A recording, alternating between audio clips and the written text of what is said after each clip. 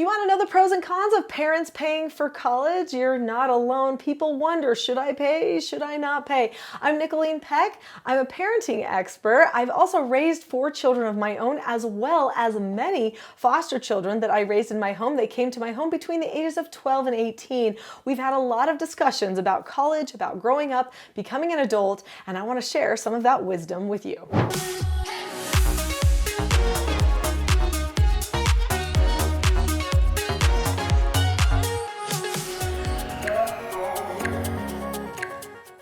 The college payment dilemma is a real thing. In this video, we're going to spend a little bit of time understanding the dilemma, why we care so much about it, and then talk about the pros and cons of parents who pay for college for their children. Right out of the chute, I've got to tell you that I did not pay for all of the college for my children. I did pay for some college at some times, and then I didn't pay for college at other times.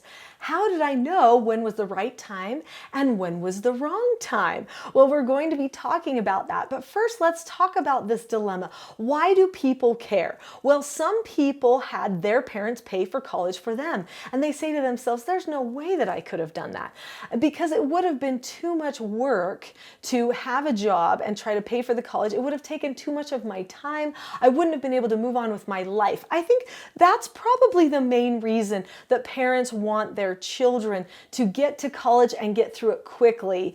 So this is why they start thinking, if I pay, they'll get through it quickly, they'll be able to move on and it won't hold them back. So they feel like if they pay for college, they'll put the child on the fast track for college. But guess what? That's not always the case. In fact, oftentimes parents are very disappointed by the fact that it ends up taking forever. So this leads us into our pros and cons conversation. First, let's talk about the pros of paying for college for somebody. And then I'm going to share with you what we did with our children and why it was so different with each child at different times. And then I'll share the cons. So let's talk about the pros of paying for college. The child does not have to get a job. I just want you to know one of the cons is the child does not have to get a job. Just so you know. Did you know that when a child goes in for the interview for that big job and they look at their resume and they look at when they worked and when they went to school, smart interviewers go, oh, they held a job while doing their law degree. They held a job while going through medical school. They held a job while doing their undergrad. Holy cow, this person has capacity. Okay, so one of the pros is that the child doesn't have to get a job. Now, there are some people who struggle with some overwhelm. We do need to help them with that. That's probably a video for another day. Some parents worry that the child will be too burdened, and so this can alleviate some of that burden for the child potentially. Another pro to parents paying for college is it does help the parents have more of an ongoing conversation about the college because they're making an investment. The children will listen to the parent a little bit more about the education. They kind of have to follow instructions from parents a little bit more because they have the dependent hand. I remember when my oldest son went off to college in Virginia and his roommate, one of his roommates said, oh yeah, I still have the dependent hand hanging out for my parents, so I have to do this and this and this. And my son said to me, oh, that's interesting. I never thought about that, but I'm glad I don't have the dependent hand. I'm glad that I get to make decisions for myself, right? So I guess that's one of our cons already, is that when you have the dependent hand out, it kind of makes you not grow up. So we'll talk more about that in a bit. The pro that you have that communication with the parents could be good, especially if the child has some sort of a learning disability, they don't process things in a normal way, they have struggles, they need more guidance. That could be a pro. You know, maybe they're younger. Well, then that could be a pro. You know, if you've got a 16-year-old at university and they're not, fully developed at all in their prefrontal cortex, but they're really great on academics, they may need someone to help coach them through things. Another pro to paying for college for your child is you could motivate the child to actually excel better in school because they've got more time to work on it. They could be thinking of that schoolwork as their actual job. So I know somebody who told me that her parents phrased it like this to her. They said, "Your schooling is your job. In fact, you need to work toward getting all of the scholarships, get the best grades possible, because the money that you could get from those scholarships is more money than you would get from an entry-level job, which is the only thing that you could hold down while you're in college anyway." And so she worked hard, got great grades, and was able to get money from it too. In fact, I know one boy who was getting paid so much money from his scholarships that it was as if he already had his career, and he was able to pay for all of his schooling. So depending on how you phrase it to the children, it could be a pro or a con. So if you're going to go down that road of paying completely for the schooling for the children, then make sure that you help them have the right frame of mind as they approach this academic time. They might want to think of it as their academic career instead of just something they're doing because they don't know what to do next, which I think is where a lot of young people find themselves. So we're going to talk about what I did with my children and why it was different each time. And then we're going to talk about the cons. We've already been mentioning a few of those, but there are some others you're not going to want to miss. My children started university early. We homeschooled our children, and so all of my children started when they were 16 or 17. So technically, they were still dependents in our home. They were now going to university instead of high school. It was like replacing their high school. So my husband and I reasoned, well, they're living at home. This is essentially an extension of their high school years, and so we will pay for this. This will help them launch off, have a good head start, and we will pay for this because it's as if we paid for a high school, like a private school or something like that. And so that turned out to be really great when they were young. We paid for that. But they did know at that time that they had to pay for a lot of other things themselves. They had to pay for gas for cars and when they would go places and clothes and all that kind of stuff. So they did have some responsibilities. We weren't taking care of everything for them, but we did take care of the schooling costs, the book costs, those types of things. And like I said, they were living at home as well. So then when they got to the stage where they were going to school, we told them, okay, we will pay for your housing, but you get to pay for your schooling. So this meant that oftentimes they needed to get a job if they didn't save their money prior, or they would have to work really hard in the summer so that they would stock up some money, and then they would have to budget through the winter, unless they had scholarships, which most of them had scholarships. One did not. One had one scholarship, didn't pay her that much. The other sister had loads of scholarships, and she never needed to dip into her own money at all. Anyway, so it just depends on where you're at academically, what you're pursuing, and what the scholarship opportunities are. So anyway, they had jobs. Both of them had jobs, whether they actually needed the money for scholarship or not.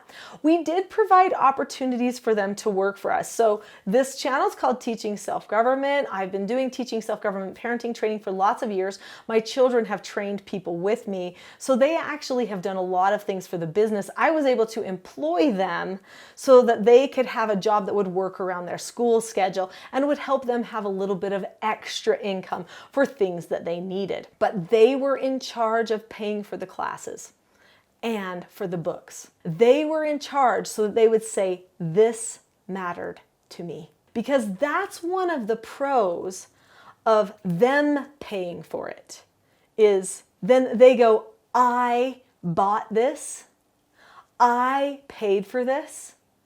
I am going to put my very best into it. And truly, they all did see that. Now that freshman year or that first year at school, when you're really living away from home and you got all the social and everything, Sometimes there were a few little issues with time management, but they quickly sorted those things out because they had some skin in the game. They had made an investment in themselves, and they truly did care. Did any of them ever struggle with their financial management? There was one that did.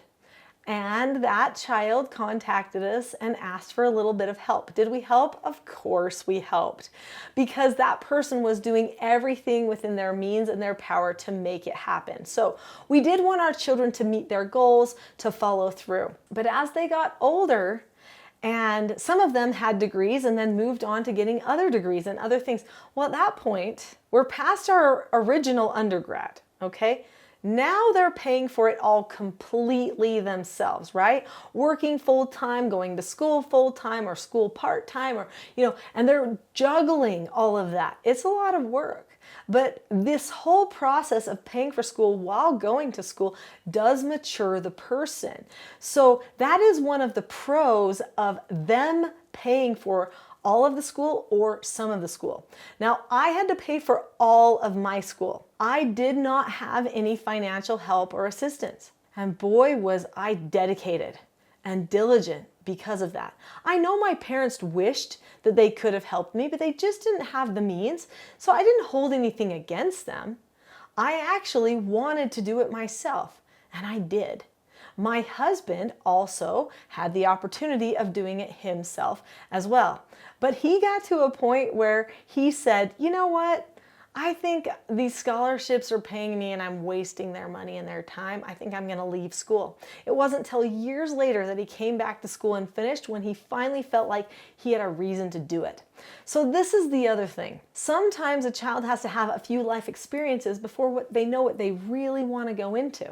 We definitely saw that with our oldest, who thought he knew what he was going to go into, had some life experiences, and then kind of changed course.